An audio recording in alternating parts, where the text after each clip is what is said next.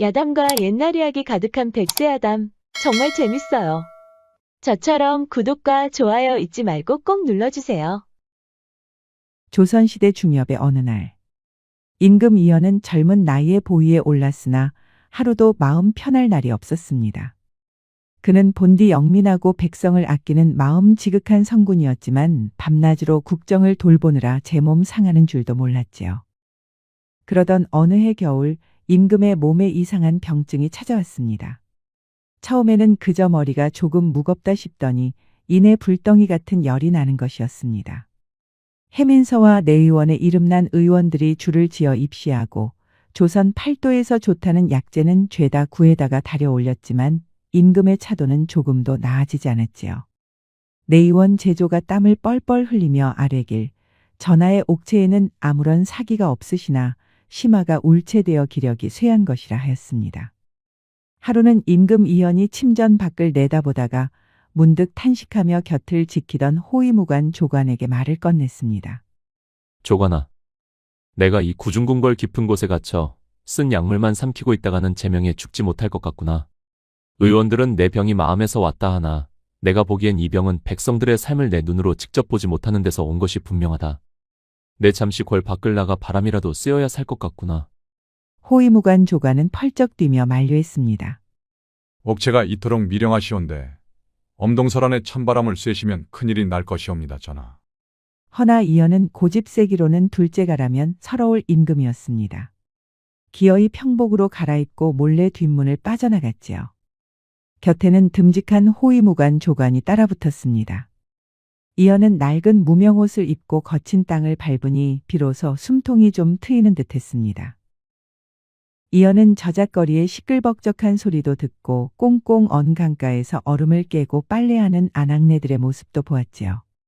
어느덧 임금 일행은 인가도 드문 깊은 산골짜기에 접어들었습니다. 하늘이 심상치 않더니 오후가 되자마자 굵은 눈발이 날리기 시작했지요. 조관아, 서둘러라. 이러다간 길을 잃겠구나. 이연이 옷깃을 여미며 재촉했지만 이미 산길은 눈 속에 파묻힌 지경이 되었습니다. 조관이 제 겉옷을 벗어 임금에게 덮어주려 했으나 이연은 손을 저어 거절했지요. 백성들은 이 추위에 혹겹 옷 하나로 버티는데 내 어찌 호사를 부리겠느냐. 어서 인가부터 찾거라. 그렇게 한참을 눈 속에서 헤매던 임금 일행 앞에 희미한 불빛이 보이기 시작했습니다. 칠흑 같은 어둠 속에서 만난 그 불빛이 얼마나 반가웠던지 두 사람은 젖먹던 힘까지 짜내어 발걸음을 옮겼지요. 가까이 다가가 보니 그곳은 두 갈래 오솔길이 나뉘는 갈림길이었습니다. 그 길 끝에는 전혀 다른 풍경의 두 집이 자리하고 있었지요. 오른쪽에는 제법 번듯하게 지어진 초가집 한 채가 있었습니다. 울타리는 촘촘하게 둘러져 있었고 마당에 쌓인 눈도 말끔하게 치워져 있었지요. 굴뚝에서는 밥 짓는 연기가 뭉게뭉게 피어오르고 있었으며 창호지 문틈 사이로는 왁자지껄한 웃음소리와 함께 따스한 술기운이 새어나오고 있었습니다. 얼핏 보아도 넉넉하고 인심 좋아 보이는 집이었습니다. 반면 왼쪽에는 금방이라도 쓰러질 듯 위태로운 오두막 한 채가 웅크리고 있었습니다. 지붕 위에는 치우지 못한 눈이 두텁게 쌓여 처마가 휘어질 듯했고 울타리는 여기저기 구멍이 뚫려 휑하니 찬바람이 드나들었습니다. 누가 봐도 가난과 추위에 떨고 있는 집이었지요. 호위무관 조관은 두말 할 것도 없이 오른쪽 길을 가리켰습니다. 전하, 저기 언덕 위 집을 보십시오. 울타리도 단단하고 장작도 넉넉해 보입니다. 필시 넉넉한 살림일 터이니 하룻밤 신세를 청하면 따뜻한 아랫목과 술상을 내어줄 것입니다. 옥체가 미령하시니 어서 저쪽으로 가시지요. 조관의 말은 지당했지요. 병든 몸을 이끌고 험한 산길을 헤맸으니 당장이라도 뜨끈한 방바닥에 몸을 지지고 싶은 마음이 굴뚝 같았습니다. 하지만 임금 이연은 좀처럼 발걸음을 떼지 못했습니다. 그의 시선은 자꾸만 눈이 수북이 쌓인 그 초라한 지붕에 머물렀습니다. 조관아, 내가 궐을 나설 때 무엇이라 했느냐. 내 눈으로 직접 백성의 삶을 보겠다고 하지 않았느냐. 지금 저 언덕 위의 집은 이미 따뜻하고 배부르니 임금이 굳이 살피지 않아도 저들끼리 족할 것이다. 허나 저 아래쪽 집을 보아라. 지붕의 눈무게를 이기지 못해 금방이라도 주저앉을 것 같지 않느냐. 하오나 지금은 전하의 안위가 우선이옵니다. 저런 곳에서 주무시다간 병세가 더 깊어질까 두렵사옵니다. 조관이 간곡하게 말렸으나 이연의 눈빛은 흔들림이 없었습니다. 오히려 창백했던 그의 얼굴에 묘한 결기가 서렸지요. 조관은 깊은 한숨을 내쉬며 고개를 숙일 수밖에 없었습니다. 임금이 발길을 옮기려고 하자 아이의 칭얼거리는 소리와 함께 여인의 목소리가 들렸습니다. 조금만 참거라. 오늘만 이 죽으로 요기를 하자꾸나. 그 목소리는 비록 힘은 없었으나 자식을 향한 지극한 사랑과 애틋함이 묻어 있었습니다. 이연은 그 소리에 마음을 굳혔지요. 가자. 저곳이 내가 머물 곳이다. 이연과 조관은 그렇게 오두막 앞살인문에 당도했습니다. 이연이 헛기침을 하며 조심스럽게 주인을 불렀지요. 지나가는 과객인데 눈보라가 너무 거세요. 그러니 하룻밤만 쉬어갈 수 있겠소? 잠시 후 안에서 달그락거리는 소리가 나더니 방문이 삐거덕 열렸습니다. 젊은 여인이 문틈으로 고개를 내밀고 이연을 바라보았지요. 낯선 사내들의 흠칫 놀라 경계하는 눈치였으나 침착하게 입을 열었습니다. 누구신지요? 이 깊은 산골에 어인일로 오셨습니까?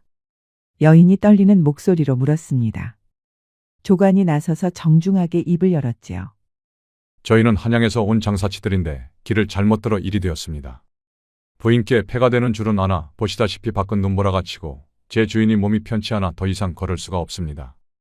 헛간이라도 좋으니 제발 하룻밤만 눈보라를 피하게 해 주십시오. 여인은 조관의 말에 이연을 유심히 바라보았습니다. 갓 아래로 드러난 이연의 얼굴은 병색이 완연하여 하얗게 질려 있었고 입술은 파랗게 떨리고 있었지요. 여인은 잠시 망설이는 듯하더니 이내 결심한 듯 문을 활짝 열었습니다. 들어오시지요. 누추하오나 병드신 분을 어찌 눈밭에 세워두겠습니까? 방이 좁아 불편하실 테지만 몸이라도 녹이시지요. 고맙소, 부인. 정말 고맙소. 이연은 진심으로 고마워하며 방 안으로 들어섰습니다. 방 안의 아랫목은 미지근한 온기만 간신히 남아 있었지요. 하지만 방 안 가득 퍼져 있는 은은한 약초 냄새가 묘하게 마음을 편안하게 해주었습니다. 이연이 자리에 앉자마자 긴장이 풀린 탓인지 기침이 터져 나왔습니다. 조관이 놀라서 당황하고 있을 때 여인이 조심스럽게 이연의 얼굴을 살폈습니다. 그녀는 주저없이 가녀린 손을 뻗어 이연의 손목을 잡고 맥을 짚었지요. 무례하다 생각지 마시고 손을 좀 주십시오. 여인의 손끝은 차가웠지만 맥을 짚는 솜씨는 제법 야무지고 능숙해 보였습니다. 한참 동안 눈을 감고 맥을 느끼던 여인이 천천히 입을 열었습니다.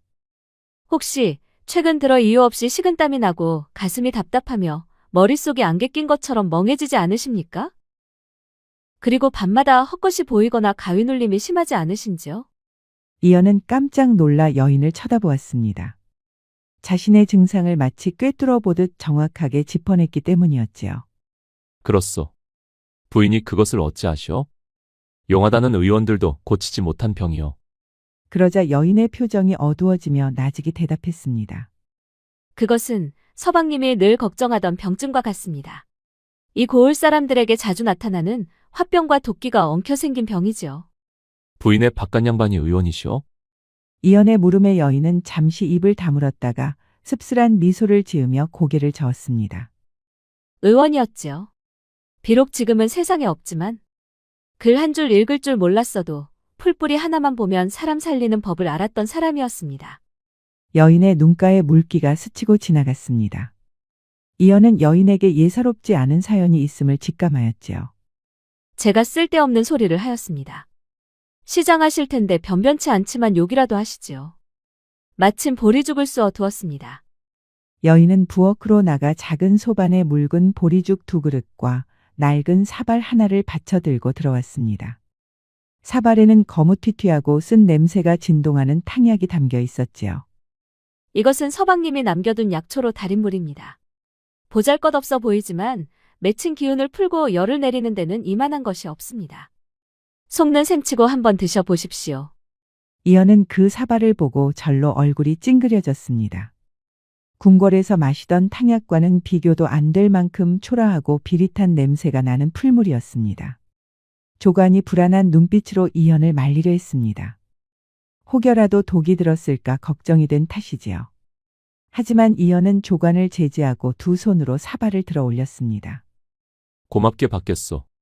이연은 눈을 딱 감고 그 쓴 풀물을 단숨에 들이켰습니다. 목구멍부터 뜨뜻하고 쌉싸름한 기운이 일어났습니다. 흙냄새와 풀뿌리 냄새가 뒤섞인 투박한 맛이었으나 이상하게도 역하지는 않았지요. 이연이 빈 사발을 내려놓으며 깊은 숨을 내쉬자 지켜보던 여인이 조심스럽게 물 한 그릇을 건넸습니다. 입이 많이 쓰실 겁니다. 물로 헹구십시오. 이연은 마치 엉킨 실타래의 끝을 찾은 것처럼 머릿속이 조금씩 개운해지는 느낌이 들었습니다. 부인, 이 약초가 무엇인지 물어봐도 되겠소? 그저 산에서 흔히 캐는 칡뿌리와 몇 가지 약초를 달인 물일 뿐입니다. 귀한 분께서 드시기에는 너무나 천한 것이지요. 천하다니요. 사람을 살리는 약에 귀하고 천한 것이 어디 있겠소. 헌데 아까부터 궁금했소만 부인은 어찌하여 이리도 의술에 밝으신 게요? 맥을 짚는 솜씨나 약을 다루는 법이 예사롭지 않구려. 필시 좋은 스승을 두셨거나 집안 대대로 내려오는 비법이라도 있는 게요? 잠시 침묵을 지키던 여인은 마침내 입을 열었습니다. 스승이라니요? 가당치 않습니다. 서방님 어깨 너머로 배운 서툰 솜씨일 뿐입니다. 서방님은 이 고을에서 약초꾼이자 의원으로 불리던 사람이었습니다. 바깥 양반은 지금 어디 계시오? 이리 솜씨 좋은 분이 계시다면 내 병을 한번 보이고 싶구려. 이연의 말에 여인의 어깨가 가늘게 떨리기 시작했습니다. 입술을 꽉 깨물어 흐느낌을 참으려 애썼으나 붉어진 눈시울까지 감출 수는 없었지요. 그 사람은 이미 이 세상 사람이 아닙니다. 억울하게, 너무나도 억울하게 죄를 뒤집어쓰고 세상을 등지고 말았습니다. 억울한 죽음이라니 그게 무슨 말씀이요? 여인은 잠시 망설이더니 이내 결심한 듯 가슴속에 묻어두었던 이야기를 털어놓기 시작했습니다. 어차피 오늘 밤이 지나면 떠날 나그네들이니 임금님 귀에는 들어가지 못할 망정 이 답답한 속이라도 털어놓고 싶었던 것이지요. 서방님은 본래 그리라고는 천자문도 다 떼지 못한 무지렁이였습니다. 허나 산을 타는 제주와 풀을 보는 눈만큼은 신이 내렸다고들 하였지요. 산속에 널린 풀들이 제 눈에는 그저 잡초로만 보이는데 그 사람 눈에는 다 사람 살리는 귀한 약으로 보였나 봅니다. 여인의 이름은 서운. 남편 강수는 산에서 캔 약초를 장터에 내다 팔아 쌀을 구하고 남은 약초는 가난한 이웃들에게 나누어 주곤 했습니다. 의원 면허는 없었으나 읍내 의원들이 포기한 환자들도 강수의 약초 덕분에 자리를 털고 일어나는 일이 부지기수였지요. 사람들은 그를 강의원이라 부르며 따랐고 서운에게는 더할 나위 없이 자랑스러운 지압이었습니다. 문제는 3년 전 이 고을에 새로운 현감이 부임하면서 시작되었습니다. 새로운 현감은 탐욕스럽기 짝이 없는 사람이었지요. 부임하자마자 관아의 곡간을 채운다는 명목으로 백성들을 쥐어짜기 시작했습니다. 세금을 올리는 것은 예사여 특산물이라는 명목으로 온갖 귀한 약재와 산삼을 바치라고 닥달을 해댔지요. 그러던 어느 날 관아의 이방이 강수를 찾아왔습니다.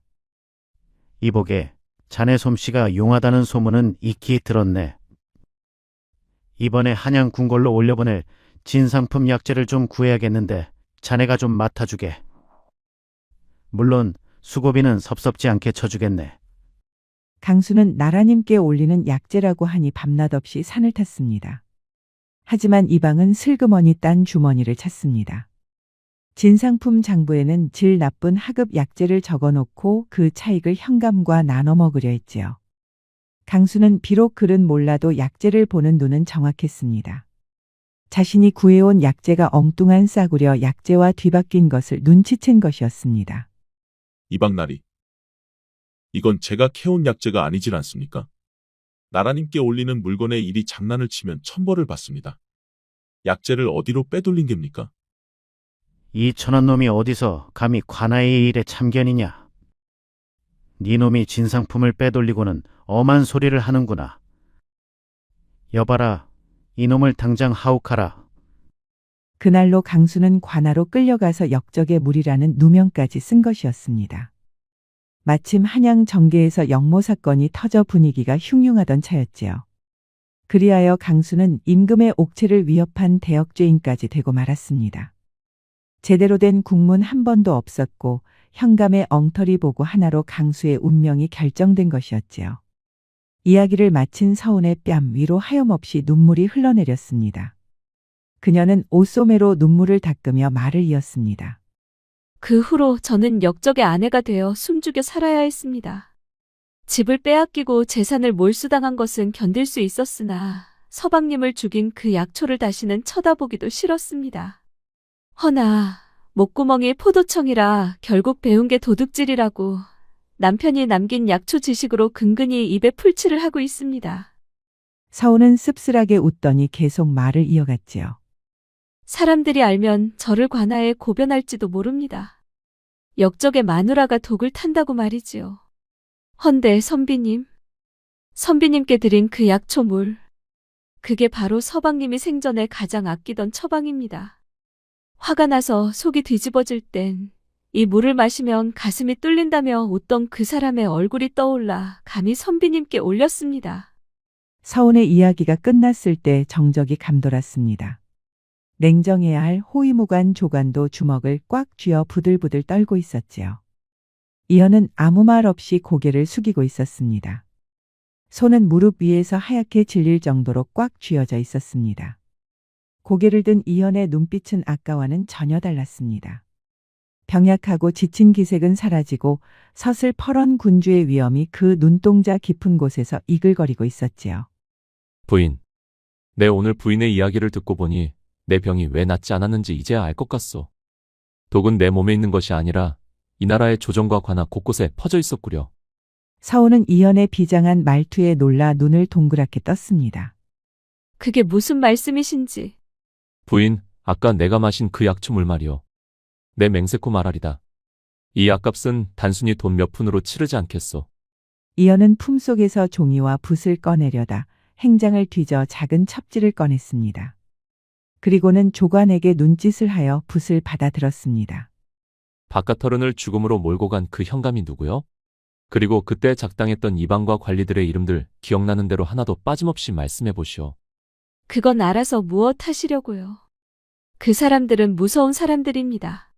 선비님께서 괜히 나서셨다가는 봉변을 당하실 수도 있습니다. 제발 잊으십시오.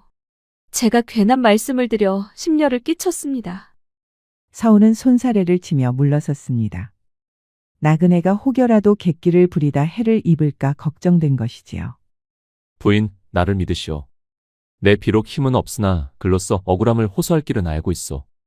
적어도 이 밤 부인이 내게 베푼 그 따뜻한 죽 한 그릇과 약초물에 대한 보답은 하고 싶소. 어서 말씀해 보시오. 고을 이름은 무엇이고 현감의 성씨는 무엇이오? 이현의 눈빛에는 거역할 수 없는 힘이 실려 있었습니다. 서운은 홀린 듯 기억 저편에 묻어두었던 그 증오스러운 이름들을 하나둘씩 뱉어내기 시작했습니다.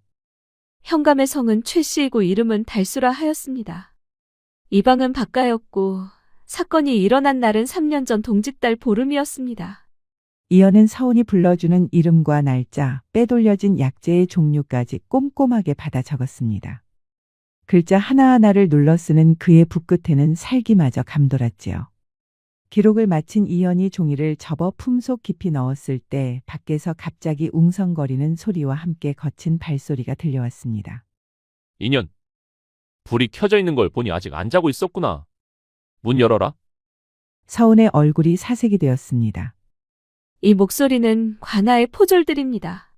뭐라? 이 야밤에 관한 놈들이 어인일로 온단 말인가?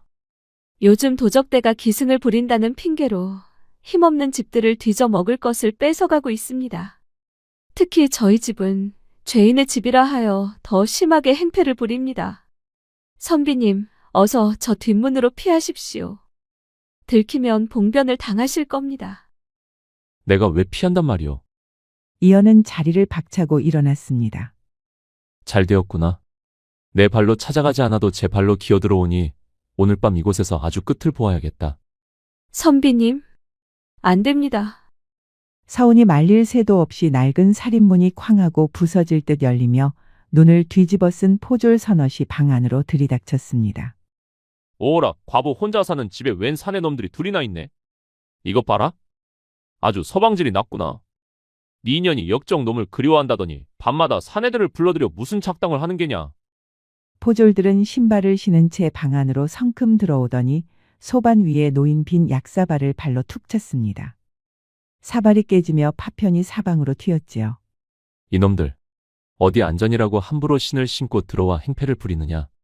관에 녹을 먹는 자들이 백성을 지키기는커녕 도적대처럼 약탈을 일삼다니 니놈들의 목이 10개라도 부족할 것이다. 포졸들은 잠시 멍하니 있다가 이내 서로를 쳐다보며 비릿한 웃음을 터뜨렸습니다. 허, 이새님 좀 보게. 어디서 글 좀 읽었다고 훈계질이야. 야, 이놈아. 여기가 어디라고 감히 관군에게 호통이야. 너도 전현이랑 한패냐? 그래, 너도 한번 역모죄로 엮어주랴. 포졸 하나가 몽둥이를 치켜들고 이연에게 달려들었습니다. 서운이 비명을 지르며 앞을 막아서려던 찰나 옆에 서 있던 조간의 몸이 번개처럼 움직였습니다. 눈 깜짝할 사이에 벌어진 일이었지요. 조간의 주먹 한 방에 달려들던 포졸이 허공에 붕 떴다가 마당으로 나가 떨어진 것이었습니다. 감히 어디서 손을 대려 하느냐. 조간은 순식간에 문 밖으로 나가 마당에 서 있던 나머지 포졸들마저 맨손으로 제압하기 시작했습니다. 호랑이 같은 기세로 날뛰는 조간 앞에 술에 찌든 포졸들은 추풍낙엽처럼 쓰러졌지요. 방 안에서 이 광경을 지켜보던 이연은 바들바들 떨고 있는 서운에게 시선을 돌렸습니다. 그리고 나직하지만 분명한 목소리로 말했습니다. 부인, 놀라지 마시오. 오늘 밤 이 지긋지긋한 악연을 내 손으로 끊어주겠소. 이연은 깨진 사발 조각을 바라보며 말을 이었습니다. 내 병은 이제 반쯤 나았소. 나머지 반은 부인의 남편이 쓴 그 억울한 누명을 벗겨야 비로소 완쾌될 것이오. 그렇게 소란스러웠던 밤이 지나고 초가집에는 다시금 정막이 찾아왔습니다. 마당을 어지럽히던 포졸들은 혼비백산하여 주랭랑을 쳤고 부서진 살인문 틈으로 휘몰아치던 눈보라도 새벽녘이 되자 거짓말처럼 잦아들었지요. 임금 이연은 서운이 내어준 그 투박한 약초 물을 마신 덕분인지 마치 마법에 걸린 듯 깊은 잠에 빠져들었습니다. 참으로 오랜만에 맛보는 달디단 잠이었지요. 다음 날 아침, 이연은 창호지 구멍으로 들어오는 아침 햇살을 받으며 깨어났습니다. 그리고 늘 그랬던 것처럼 이마와 가슴을 더듬었습니다. 이럴 수가 있단 말인가. 이연은 자신도 모르게 탄성을 내뱉었습니다. 매일 아침 눈을 뜰 때마다 맷돌로 짓누르는 듯하던 두통이 씻은 듯이 사라진 것이었지요. 몸도 깃털처럼 가벼웠습니다. 그 지독했던 열병이 꿈이었나 싶을 정도로 정신도 맑은 호수처럼 투명했습니다. 그때 방문 밖에서 다급하면서도 조심스러운 인기척이 들려왔습니다. 이연이 방문을 열자 밤새 보초를 선 조간이 서 있었습니다. 그 뒤로는 어이와 몇몇 금군들이 사색이 된 얼굴로 마당에 무릎을 꿇고 있었지요. 전하, 죽을 죄를 지었사옵니다. 옥체를 보필하지 못하고 이리 험한 곳에 전하를 방치하였으니 소신들을 베어 주시옵소서. 임금이 사라진 것을 뒤늦게 알게 된 궁궐이 발칵 뒤집혔고 밤새 눈길을 헤치며 임금의 흔적을 쫓아온 것이었습니다. 조간이 남긴 표식을 따라 용케도 이 깊은 산골까지 찾아온 것이지요. 이연은 짐짓 엄한 표정을 지으려 했으나 몸이 가뿐하니 마음 또한 너그러워졌습니다. 되었다. 내 발로 걸어 나온 것이니 너희 탓이 아니다. 그보다 어이는 이리 가까이 오라. 어이는 벌벌 떨며 마루 위로 올라와 이연의 맥을 짚었습니다. 맥을 짚던 어이의 눈이 쟁반만하게 커졌지요. 믿을 수 없다는 듯 다시 한번 손을 바꿔 맥을 짚고 이연의 안색을 살피기를 반복했습니다. 전하, 이것이 어찌된 영문이옵니까? 왜 그러느냐? 내 몸에 무슨 병고라도 생겼느냐? 아니옵니다. 병고가 아니라 기적이 일어났사옵니다. 며칠 전까지만 해도 꽉 막혀 흐르지 않던 기혈이 뻥 뚫려 마치 댐이 터진 강물처럼 시원하게 흐르고 있사옵니다. 도대체 밤새 무슨 약을 드신 것이옵니까? 세상 천지 어느 명약이라도 하룻밤 사이에 이리 극적인 변화를 보일 수는 없사옵니다. 어이는 흥분을 감추지 못하고 물었습니다. 이연 역시 놀랍기는 마찬가지였지요.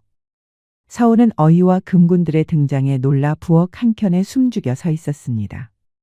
이리 오시오 부인. 이연의 부름에 서운이 조심스럽게 마루로 다가왔습니다. 부인, 어이가 말하길 내 병이 씻은 듯이 나았다하오. 지난밤 부인이 내게 준 그 풀물 도대체 무엇을 넣은 것이오? 궁궐의 산해진미와 명약을 다 먹어도 낫지 않던 병이요. 필시 내가 모르는 비방이라도 쓴 것이요. 사오는 어이와 금군들의 위세에 눌려 고개를 들지 못하고 작은 목소리로 답했습니다. 그저 산에서 캔칩과 대나무 잎 그리고 몇 가지 흔한 풀을 다렸을 뿐이옵니다. 그럴 리가 없소. 그 정도 약재로 이런 효험을 볼 수는 없단 말이오. 어이가 나서서 반박했습니다. 그러자 사온이 잠시 침묵하더니 용기를 내어 고개를 들고 이연을 똑바로 바라보았습니다. 소인이 감히 한 말씀 올려도 되겠사옵니까? 말해보시오. 선비님. 아니, 전하의 병은 몸의 병이 아니라 마음의 병이었사옵니다. 세상의 모든 짐을 홀로 짊어지려 하시오니 그 무게가 가슴을 눌러 숨기를 막고 피를 멈추게 한 것이옵니다. 사온의 목소리는 차분하지만 단호했습니다. 어제 전하께서 드신 그 약은 사실 약성이 그리 강한 것이 아니옵니다. 다만 전하께서 가장 춥고 낮은 이곳까지 내려오시어 저 같은 미천한 과부의 이야기에 귀를 기울여 주셨기에 약효가 든 것이옵니다. 부인의 이야기에 귀를 기울였다고 하였소? 예, 전하. 꽉 막힌 속은 억지로 뚫으려 한다고 뚫리는 것이 아니옵니다. 누군가가 내 아픔을 알아주고 내 억울함을 들어줄 때 그때 비로소 맺힌 것이 풀리는 법이옵니다. 전하께서는 제 죽은 서방님의 억울한 사연을 들어주셨고 진심으로 분노해 주셨사옵니다. 타인의 아픔에 공명하는 그 마음이 전하의 가슴 속에 쌓여있던 화를 녹여낸 것이옵니다. 풀물 한 사발이 전하의 병을 고쳤다 생각지 마옵소서. 전하께서 스스로 마음의 빗장을 여신 것이옵니다. 사온의 말에 이연은 큰 충격을 받았지요. 어이와 조간 그리고 금군들조차 그 깊은 뜻에 숙연해져 아무 말도 하지 못했습니다. 신하들은 왕의 눈치만 살피거나 자신의 이익을 위해 왕을 속였고 이연은 그들을 의심하고 경계하느라 마음의 문을 닫아버렸습니다. 흐름이 멈춘 곳에 병이 생기는 것은 당연한 이치였습니다. 그런데 이 낯선 산골 다 쓰러져가는 초가집에서 만난 여인에게 속을 털어놓고 그녀의 아픔을 공유하는 순간 왕과 백성 사이를 가로막던 거대한 벽이 허물어진 것이었지요. 이연은 자리에서 벌떡 일어나 사온의 앞에 섰습니다. 그리고는 그녀의 거친 손을 두 손으로 덥석 잡았지요. 고맙소. 참으로 고맙소. 부인은 의원 중의 의원이요. 내 육신의 병은 어이가 고칠 수 있을지 모르나 내 마음의 병 그리고 이 나라의 병을 고치는 법은 부인에게 배웠소. 사온은 황공하여 어쩔 줄 몰라 눈물만 흘렸습니다. 그 감동의 순간도 잠시 밖에서 급박한 말발굽 소리와 함께 고함 소리가 들려왔습니다. 저기다. 저 집에 놈들이 있다. 한 놈도 살려두지 말고 다 죽여라. 조간이 밖을 내다보니 수십 명의 장정들이 강목과 낫, 몽둥이를 들고 산비탈을 올라오고 있었습니다. 저놈들은 도적이 아니다. 어젯밤 도망친 포졸들이 현감에게 고해바친 모양이구나. 자신들의 치부가 드러날까 두려워 아예 입을 막으려고 사병을 보낸 게야. 현감 최달수는 밤새 포졸들에게 보고를 받고 사색이 됐습니다. 한양에서 온 선비가 자신의 비리를 캐고 다닌다는 사실 그리고 그 선비의 기세가 예사롭지 않다는 말을 듣고는 이참에 그들을 도적대의 소행으로 위장하여 몰살시킬 작정이었지요.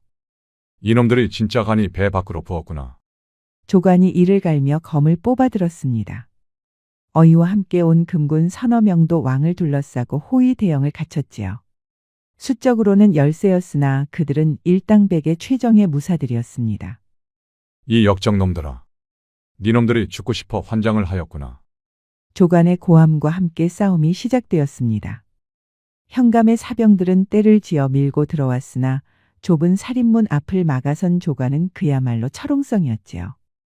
사오는 문틈으로 꼿꼿이 서 있는 이연의 뒷모습을 보았습니다. 이연은 두려움에 떠는 대신 냉철한 눈으로 전황을 살피며 지시를 내리고 있었지요. 더 이상 병약한 임금이 아닌 백성을 지키기 위해 전장에 선 장수의 모습이었습니다. 얼마나 시간이 지났을까? 역적들이 횃불까지 던지려고 할 찰나 산등성이 너머에서 기마대가 흙먼지를 일으키며 달려오고 있었습니다. 뒤늦게 합류한 본대 금군 병력이었지요. 역적의 무리를 소탕하라. 조간의 우렁찬 호령과 함께 전세는 완전히 뒤집혔습니다. 포위된 사병들은 저항할 엄두도 못 내고 무릎을 꿇거나 도망치기 바빴지요. 방문을 열고 나온 서우는 다리가 풀려 주저앉아 버렸습니다. 눈앞에는 수많은 광군이 도열해 있었고 그 중심에는 암행에 나선 임금이 서 있는 것이었습니다. 부인, 어제 내가 했던 말을 기억하시오? 내 병은 반쯤 나았다고 했었지. 이연은 눈 덮인 산을 바라보며 말했습니다. 이제 나머지 반을 고치러 갈 차례요. 부인의 남편분을 죽이고 부인과 아이를 이 추운 곳으로 내몬 그 썩은 병균들을 도려내야 내 병이 완쾌될 것이오. 이연은 조관과 금군 대장을 향해 명령했습니다. 채비하라. 관하로 간다. 내 오늘 탐관오리가 백성의 눈에서 피눈물을 흘리게 하면 어떤 대가를 치르게 되는지 똑똑히 보여줄 것이다. 그날 아침 현감 최달수는 늦지막이 일어나 기생의 시중을 받으며 해장술이나 들이킬 사람이었습니다. 하지만 지금은 관아 마당을 가득 메운 금군들의 서슬퍼런 창검 앞에 사시나무 떨듯 떨고 있었지요. 내 이놈. 니놈이 이 고을의 현감이렸다. 용포 대신 흙 묻은 선비 옷을 입었으나 그 기세가 태산과도 같은 임금 이연이 호령했습니다.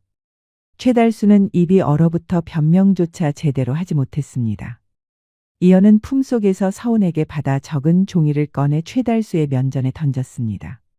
보아라. 이것이 니놈이 저지른 죄의 목록이다. 백성의 고열을 짜내어 네 배를 불리고 그것도 모자라 죄 없는 의원을 역도로 몰아 죽였으니 니놈의 죄는 능지처참을 해도 모자랄 것이다. 이연의 불호령에 최달수와 그에 동조했던 이방 그리고 사병을 이끌고 습격했던 자들은 일제히 땅에 머리를 박고 목숨을 구걸했습니다. 하지만 이연은 단호했습니다. 그는 즉시 의금부 도사를 불러 엄명을 내렸습니다. 이자들을 당장 한양으로 압송하여 국문하라. 한 점의 의혹도 남기지 말고 낱낱이 밝혀내어 법대로 엄단할 것이다. 또한 억울하게 죽은 의원 강수의 누명을 벗기고 그 가문을 복권시키거라. 관아 마당에 모여든 고을 백성들은 그 광경을 보고 탄성을 질렀습니다. 그 군중 속에 서 있던 서운은 아들을 품에 안은 채 하염없이 눈물을 흘렸지요. 이를 수습한 이연은 한양으로 떠나기 전 서운을 따로 불렀습니다. 부인, 이제 모든 것이 제자리로 돌아갈 것이오. 남편분의 명예는 회복될 것이고 빼앗겼던 집과 재산도 모두 되찾아 주겠소. 그리고 이것은 내 개인적인 보답이오. 이연은 서운에게 작은 옥패 하나와 증서를 건넸습니다. 이 아이가 자라거들랑 이 옥패를 들고 나를 찾아오게 하시오. 이 아이가 훌륭한 인재로 클 수 있도록 끝까지 지켜보겠소. 그리고 이 증서는 부인이 마음 놓고 약초를 기를 수 있는 밭에 문서요. 다시는 가난 때문에 추위에 떨지 않도록 하시오. 전하, 성은이 망극하옵니다. 이 은혜를 어찌 다 갚을 수 있겠사옵니까? 부인이 나를 살렸으니 내가 부인을 살리는 것은 당연한 이치요. 부디 이제는 행복하시오. 이연은 서운의 손을 한번 꽉 잡아주고는 말에 올랐습니다. 눈 덮인 산길을 내려가는 왕의 행렬을 향해 서운은 보이지 않을 때까지 절을 올렸습니다. 가장 춥고 어두웠던 밤이 지나고 서운의 마당에도 따스한 햇살이 비치기 시작했습니다. 그로부터 세월은 유수와 같이 흘렀습니다. 서운의 삶은 완전히 달라졌지요. 그녀는 이제 역적의 아내가 아니라 임금님의 병을 고친 의원의 아내이자 나라에서 인정한 현모양처로 대우받았습니다. 되찾은 집은 말끔하게 수리되었고 임금이 하사한 밭에는 갖가지 귀한 약초들이 푸르게 자라나고 있었습니다. 그리고 서운에게 새로운 인연이 찾아왔습니다. 고을 관아에 새로 찾아온 박설이었습니다. 박설이는 성품이 워낙 올곧고 강직하여 늘 한직에 머물던 사람이었습니다. 서운을 물심양면으로 돕다가 사랑을 키우게 된 것입니다. 서운의 아들은 박설이에게 천자문을 배웠고 웃음도 되찾을 수 있었지요. 그렇게 세월이 흘러 임금 이연이 과거 급제자들을 치하하는 자리에 앉았습니다.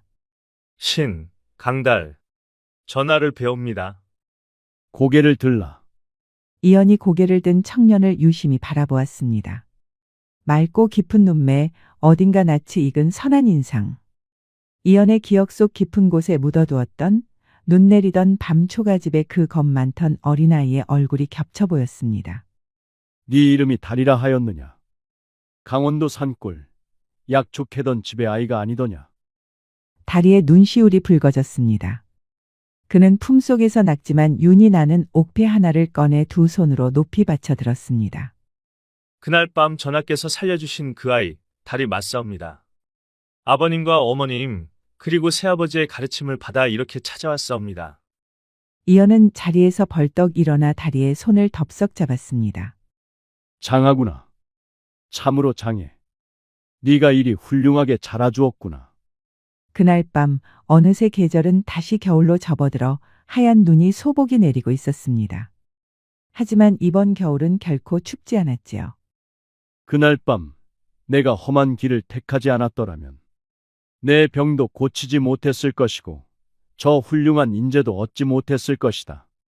인생의 갈림길에서 편안한 길보다 옳은 길을 택하는 것, 그것이 결국 나를 살리고 세상을 살리는 길임을 저 눈이 다시금 일깨워 주는구나. 임금 이연의 입가에 넉넉하고 평온한 미소가 번졌지요. 미국의 시인 로버트 프로스트는 가지 않은 길이라는 시에서 이렇게 말했습니다. 나는 사람이 덜 다닌 길을 택했고 그것이 모든 차이를 만들었다. 모두가 가는 편안하고 쉬운 길이 아닌 자신만의 소신과 용기를 가지고 선택한 길의 중요성을 상징한 것이지요. 임금 이연의 선택의 중요성을 되새기며 오늘의 이야기를 마치겠습니다. 지금까지 백세야담을 시청해 주셔서 감사합니다. 구독과 좋아요도 잊지 마시고 꼭 눌러주세요. 애정 어린 댓글도 많이 부탁드립니다. 야담과 옛날 이야기 가득한 백세야담 어떠셨나요? 앞으로도 재밌고 감동적인 이야기가 가득하니 많이 기대해주세요. 기대해주세요. 기대해주세요. 기대해